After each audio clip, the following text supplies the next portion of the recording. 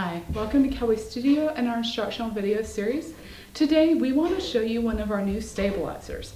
Now what's particularly interesting about this one is that we have a couple of things you can combine it with, such as a vest that you'll see in a different video from us. But this particular one, you'll notice right now we have it sitting on a light stand, but it is also made to be handheld, using the same kind of concept as the stand. So we're going to start it here just so I can kind of show you some of the more interesting features, and you'll be able to kind of see some of the methods behind how you use this.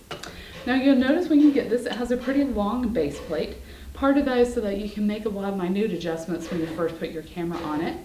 And on this base plate, let me just rotate this so you can see pretty well, it's going to come with the two different screw threads, the 3/8 and the 1/4. Obviously your camera is going to take one of these two. The other one you're going to want to go ahead and remove so that it's not getting in your way, because you're not going to be able to utilize the full features. So I'm taking off one of those screws and we're just going to set that to the side. And now that I've done that, we know that we can look at this, and obviously your first step is, hey, I want to attach the base plate to my camera. How you're going to do that, you want to make sure the knob on this side is loosened, and then take the knob over here. You're actually going to pull this out, and once you've done that, you should be able to slide the base plate off. Without that pulled out, it's not going to come off, so you do actually have to pull this straight out to remove that base plate. And when you go to set it back on after you've attached your camera, same concept, pull it out to slide it on. Now, this knob also has a secondary feature. I'm going to go ahead and lock this side. The secondary feature you'll notice as you twist this knob is that you're actually adjusting forward and backwards on this. And same thing with the knob on this side. You're adjusting where your camera lines up. So you're going to want to do that, obviously, as you're trying to set up where your camera centers over this arm. Now, it's going to depend a bit on the lens you have on your camera. A longer lens, you might need this set further back, a shorter lens further forward. Sometimes a short lens, though, might be a heavy lens if it has a lot of glass in it. So you're going to want to make all those adjustments as you look at your camera and your camera's specific needs. Now, in that same token, you've got some kind of extra features here. If we loosen these knobs, you've got these rods that are going to be able to come out here. This is where you can attach some accessories like the mat box that comes in one of the kits we saw with this.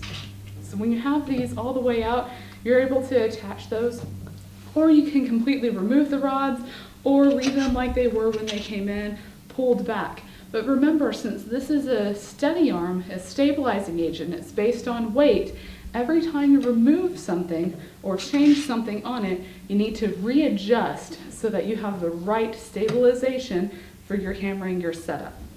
Now similarly, when we look a little further down, you'll notice that we have the option to kind of slide the arm itself. So again, so you can find a good stabilization point. That'll make it a lot easier for you when you're hand holding this and trying to move around. And it's also going to stabilize the whole thing. In addition to that, down here, you have the weights. So you can actually remove some of the weight if you feel like you've got a little too much on there. And you could even counterbalance with more weight on one side than the other if you're trying to keep it locked in a particular style, etc. I mean, really, the sky's the limit on what you want to do with this. So if I want to remove those weights, I would just take off that wing nut and take off one weight or both, or take off the larger of the two and put on that thinner one, whatever you're wanting to do on that.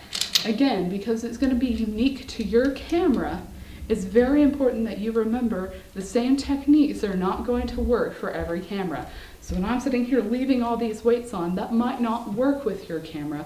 You do need to work with your setup and find the best way to stabilize. Find the right settings up here, the right length, the right balance point, and once you've found all of those, at that point, this becomes ultra stable. So you can leave it on stands if you need to, but really the whole point of this is that you're able to move around with it completely stabilized. So when you've got your camera on this, right now you can tell this is not a stabilized unit because it's swinging back and forth like that. When your camera is up here, adding that weight on top, what's going to happen is as you move forward and backward, that's why you might need to remove some weights, it's going to stay completely steady as you move. So this whole thing will be completely in balance. That's the whole point of using a stabilization system like this. That's why it has all these points on it and all those unique balance points. So check out your camera on this, find the right setup to make it work with your camera and your lenses, and you will find that nothing produces a smoother video than a well-stabilized Steadicam. Thank you for watching. We do have other videos available on our YouTube video section, and please look for our second video on the vest portion of this unit if you are using the vest as well.